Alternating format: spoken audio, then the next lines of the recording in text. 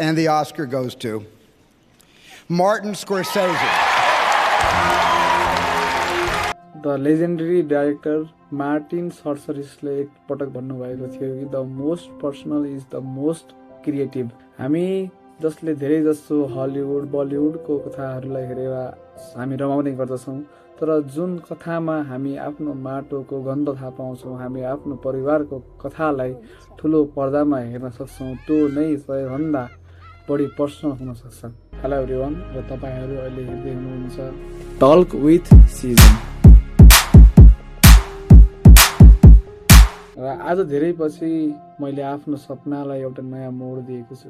You might wondering कि फेरि अर्को नयाँ रिभ्यू च्यानल, तर आफ्नो आफ्नै कथा हुन्छ, आफ्नै शैली हुन्छ र आफ्नो हेर्ने नजरिया फरक हुन्छ। स्टिभ जबले भनेको त्यो भनाइलाई त सुनेकै छौँ होला, the only way to do great work is to love what you do.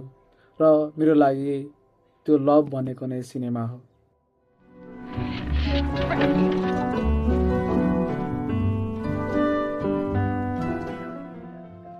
म आजदेखि यो एउटा नयाँ च्यानल सुरु गर्न गइरहेको छु। हामी यसमा फिल्मको रिभ्यू मात्र गर्दैनौँ, हामी त्यो फिल्म हेर्दाको त्यो भावना इमोसनलाई पनि झल्काउने कोसिस गर्दैछौँ। त्यो फिल्म हेर्दा हामीलाई कस्तो अनुभूति लाग्छ त्यसको बारेमा पनि बढी कुरा गर्नेछौँ। भनिन्छ food and cinema two are interchangeable topics. हजुरले कहिल्यै सोच्नु भएको छ हामी कसरी एउटा ठाउँमा 3 घण्टा बसेर कुनै एउटा फिल्मलाई यति धेरै रुचाएर हेर्न सक्छौँ? कुनै पात्र यति राम्रो, यति मनलाग्दो हुन्छ कि हामी त्यो पात्रसँग छुटिन चाहँदैनौँ। फिल्म भइएपछि पनि त्यो फिल्मको भागहरू कुनै हाम्रो दिमागमा चलिरहन्छन्। किन हामीलाई पशुपति प्रसाद फिल्म हेर्दा हाम्रो आँखा रसाउँछ? किन त्यो लुटको त्यो एउटा पात्र हाकु कालेको डायलग हामीलाई अझै पनि हाम्रो मन मस्तिष्कमा रहिरहन्छ? हाम्रो नेपाली कन्टेक्स्टमा हामी फिल्मलाई हाम्रो हरेक दिनचर्यासँग जोड्ने माध्यमको रूपमा हेर्ने गर्दछौँ। दसैँमा फ्यामिलीसँग बसेर कुनै एउटा फिल्म हेर्न जानुहोस् हो, या साथीसँग बसेर कुनै गफ गर्दै एउटा कुनै फिल्मको सिनेमा हलको टिकट काटेर सिनेमा हलसम्म जानुहोस्, हेरेर हाँस्दै रमाउनुहोस्।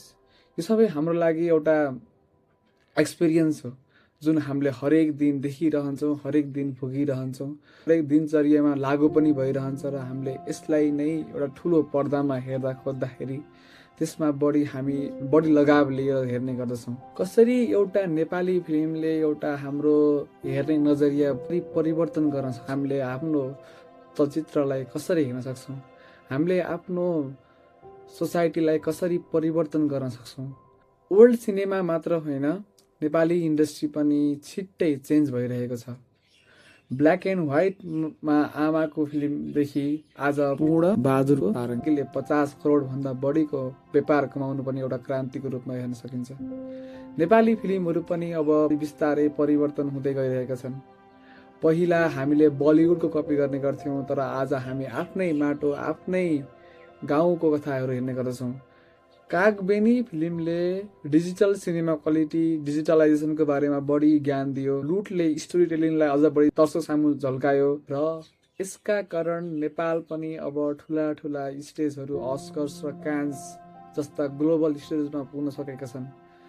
सिनेमाले विश्वको हेर्ने नजरिया बदलेको छ। सिनेमाले यो वर्ल्ड चेन्ज गरिरहेको छ।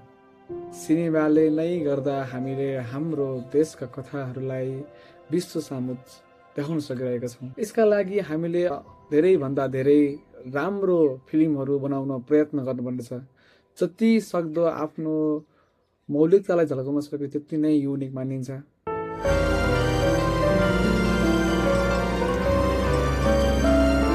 यो च्यानल खोल्नुमा पनि यो मेरो करेज नै हो। मैले यो गरेँ जसमा सबैभन्दा बढी मलाई खुसी लाग्थ्यो। तपाईँ पनि आफूलाई के मन लाग्छ त्यसैबाट स्टार्ट गर्नुहोस्। सक्सेस भन्दा बढी पनि आफ्नो प्यासनलाई ध्यान दिनुहोस् र रिजल्ट आफै आउनेछ। र मलाई लाग्छ कि हामीले सिनेमा अझै राम्रो बनाएर यो सिनेमालाई अझै बढी मानिस सामु पुर्याउन सकिन्छ। धेरैले भन्ने गर्नुहुन्छ कि सिनेमाले हाम्रो जीवनमा के नै प्रभाव पार्छ र भनेर, तर यो गलत हो।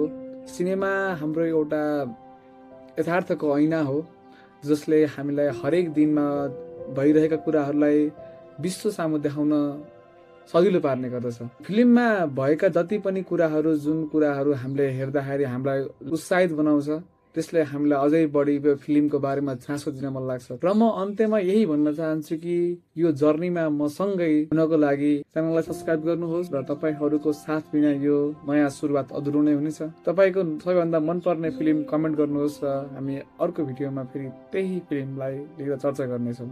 तबसम्मको लागि यति भन्दै म बिदा हुन चाहन्छु। म तपाईँकै with talk with season. See you in the next review.